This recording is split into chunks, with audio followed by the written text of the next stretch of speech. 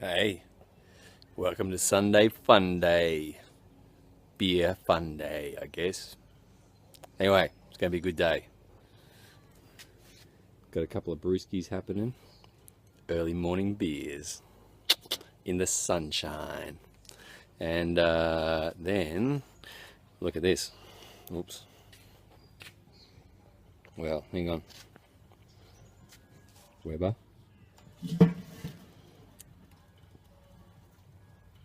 Oh yeah, big beef roast chucked on the Weber.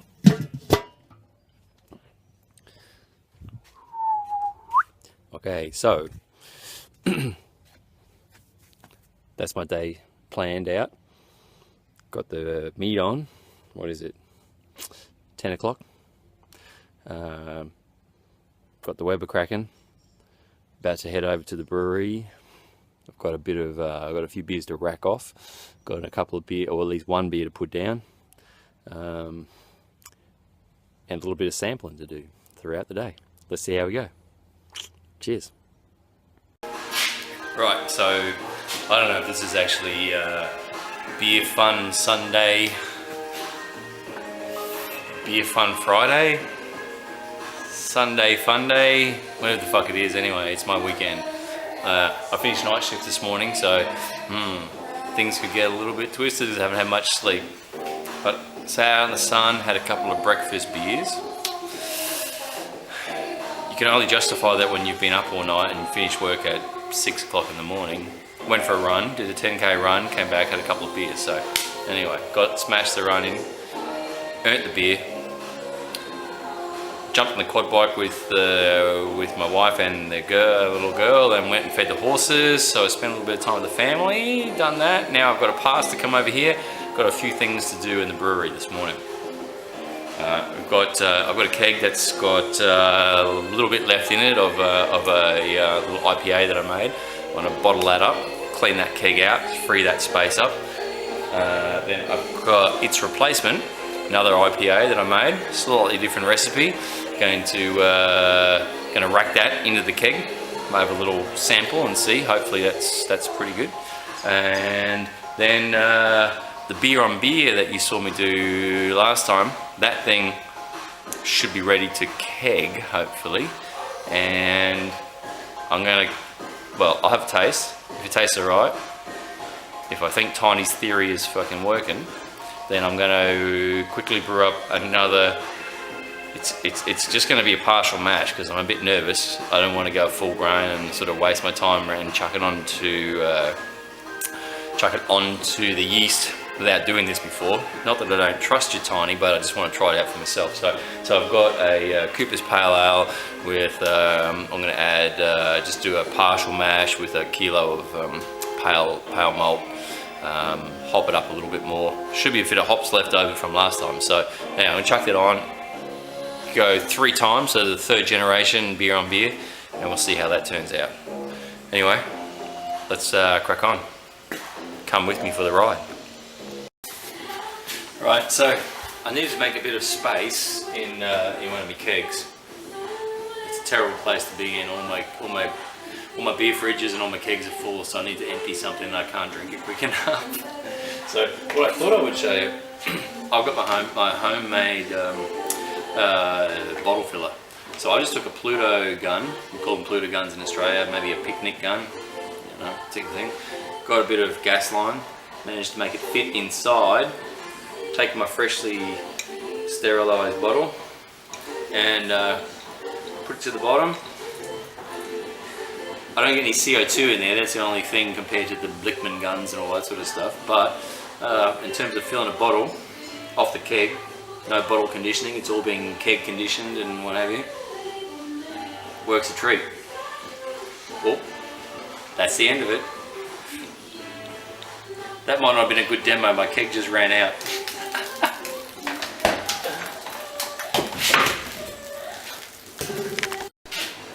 So just checking out, see how the boil's going. Well, the sparge water, I guess you call it, for brewing a bag. It's been 15 minutes, 57 degrees, so I'm nearly there. It's going to be interesting. With 2 elements now, I'm just curious to see how much quicker it is. I was hoping it was going to be about half as quick, but we'll see. Maybe not quite half, maybe 2/3. Anyway, we'll check in a minute.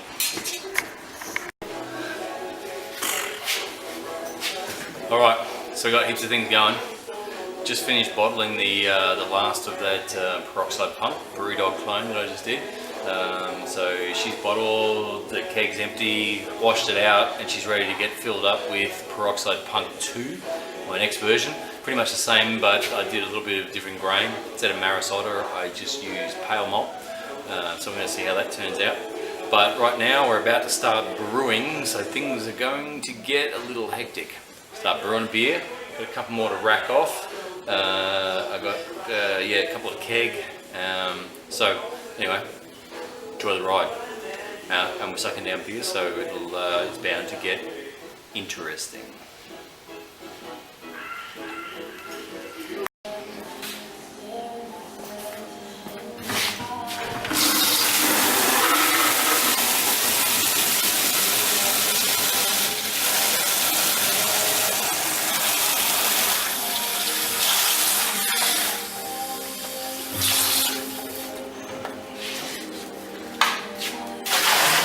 I haven't got a sight glass on my keggle yet, so unfortunately I've got to measure it out every time. Got to get a sight glass. This sucks a little bit actually. It's not a big deal, but I'm starting to get tired of counting them out, and then I lose count. Who knows? Anyway, 15 litres. I need 26 litres for my brew in the bag setup. One fill. That's it. Allow for everything. Allow for loss through from the grain, allow for loss from the boil off, allow for loss in the fermenter, get it all in one hit. Hopefully 26 litres should get me back down pretty close to a final volume of 19 litres. Cross our fingers, see how we go. This is actually the first time that I'm using my keggle with, now that I've got 2 elements in it. That's the new one, fit it in there. Looks like I just leak tested it too, actually. Forgot to do leak test it, but what do you know? It doesn't leak. And there's original elements. So I'll plug them in now, and hopefully, almost certainly, I'll see an improvement. It used to take me about 40-45 minutes to get up to mash temperature, or then again up to boil. Double the capacity. I've now got 2200 watts, so 4400 watts. 4.4 kilowatts of electric power, so we should see a bit of an improvement in the boil. See ya.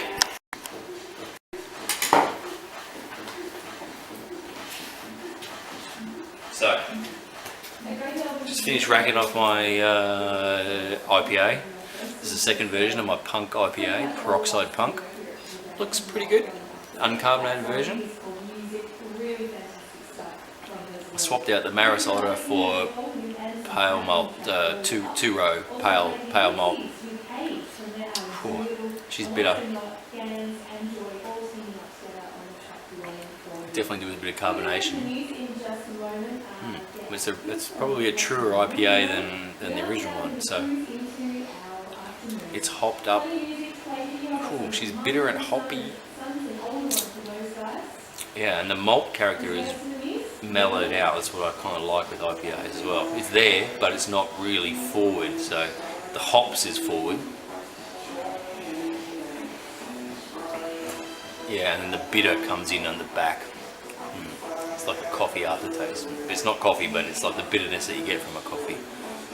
Anyway, I'll carb that up, cool it down a little bit more, and we'll see. I think it's going to be a nice beer. So, just check the temperature. Bang. Actually overshot by a degree. 2 degrees, 75. I only want to be 73, and did that in 24 minutes. So compared to 45 plus before, smack on. We halved it. That's awesome. That new element was well worth it. So I got two 2200 elements, each one plugged into a separate power point. There's about 8 amps that they draw from that, so we keep the circuits all sweet. Anyway, that was well worth it.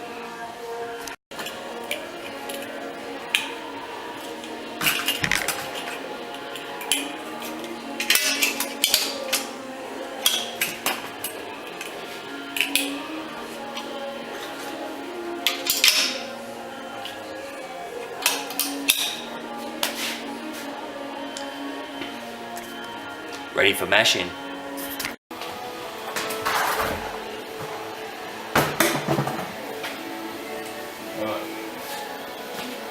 Kegs, beer.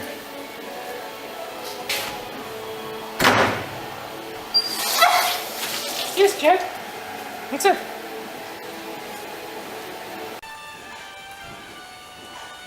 I just had a major fuck up. Look.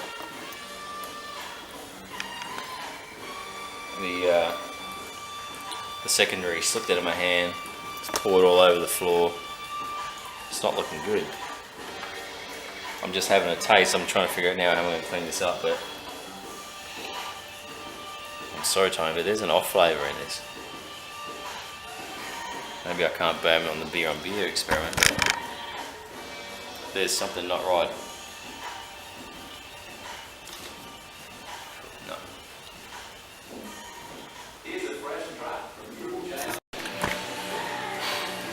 Well, fuck me. That didn't work at all. Not only did I pour the primary, I don't know if you can see that, all over the floor while I was trying to put it into the secondary, but there was a major off flavour in there. I don't know what that is. I had it in a controlled temperature, temperature fermenter. So it's been sitting right at between 17 and 18 degrees. I don't know what it was. It wasn't drinkable anyway. What I decanted, I just tipped out in the beer garden. That's the first one for a while. I'm tying up now whether I do this beer on beer for the this Pilsner that I'm about to do. I don't know if I should blame it on the yeast, pouring it on the yeast, but the chances of infection are definitely increased by doing this.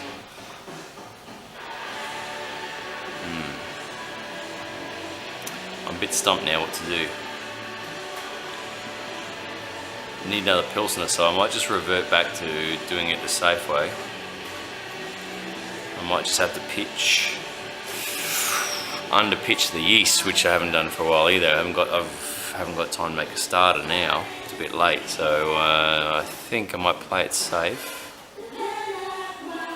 and just under-pitch the yeast at the right temperature and cross my fingers. It usually works okay. And go with that, and then I'll rethink this whole beer on beer thing.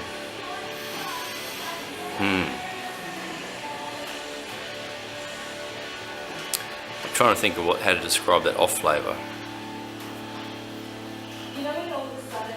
It was just fucking off. Not right. There was no going back from that. You couldn't drink it. I just did an off flavour tasting thing the other day too, and it didn't taste like any of that. There was no butterscotch or grassy notes. It was. I'm sure you all know when you've had an off beer, it's just off. Sometimes there's no putting your finger on what that flavour is, but it's just not right. It's just not drinkable. No point in trying to age it or fuck around with it. It's just off. That's one of the downsides of home brewing. But I can't let it get down because I've just brewed a whole bunch of really fucking tasty beers, so I know I've got most of my technique is right. Don't know. Anyway, I'll think about it. Come back to you. Alright, well, had a bit of a setback today, but carrying on with the brewing. It's time for the batch out. Really fucked that up. Need to raise her up to 75 degrees before I pull this out. Thanks, YouTube. Turn the element back on, crank it up. I just checked the temperature, it was 63 degrees, so the mash in was pretty sweet. I'll crank her up over 75, mash out, and then come back to you. Alright, well, we're nearly finished. Got my offsider here helping. Hey Jack. Oh yeah. On to the black beers. It's getting late in the day. Brew's just about done. A few minutes left on the boil. And it's going to be chill. Rack it to the fermenter. We're done. It's been a busy day. Ups and downs. I guess I'll summarise it later. Cheers.